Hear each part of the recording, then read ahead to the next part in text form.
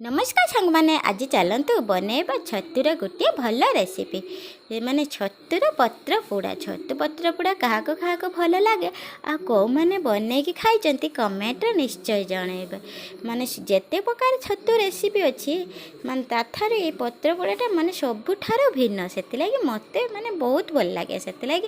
मो अधिकांश टाइम करके खाए भाविली आज मो सांग मान सहित टिके सेयार करदेवी से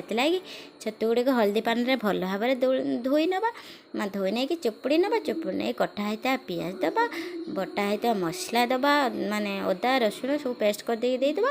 ता देहरे सोरिष तेल टिके दबा लंका जीरा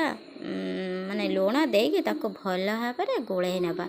मुझे नुआ नुआ ब्लॉग बनाऊँगी किसी माने भूल थे सान भौणी भाभी निश्चय कमेंट्रे कहे तापर माने छतु गुड़िक भल भाव गोलाई नहीं गोलाई नहीं कि ताकू माने आपण माने सारू पत्र रे भी करि परिबे मु किंतु कदली पत्र माने हमर पाखर अछि बोली मु नै आछि ता देहर टिके तेल लगे देबा तेल लगे साइला परे ताको माने गोळा हैतिबा जो छतु गुड़िक ताको भल भाव माने मढ़ुआ देकी से जो कहते कुंच माने जेटा झाड़ हुए सेटा देदेबा डबल पत्र देदेबा डबल पत्र देकी देखिए हम केते सुंदर भाव में पैक होगा देखिले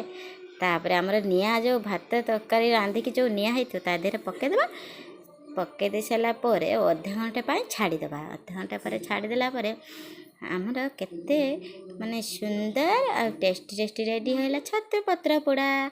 माने खाइबा को देखिया जमती खाइबा को सेमती टेस्टी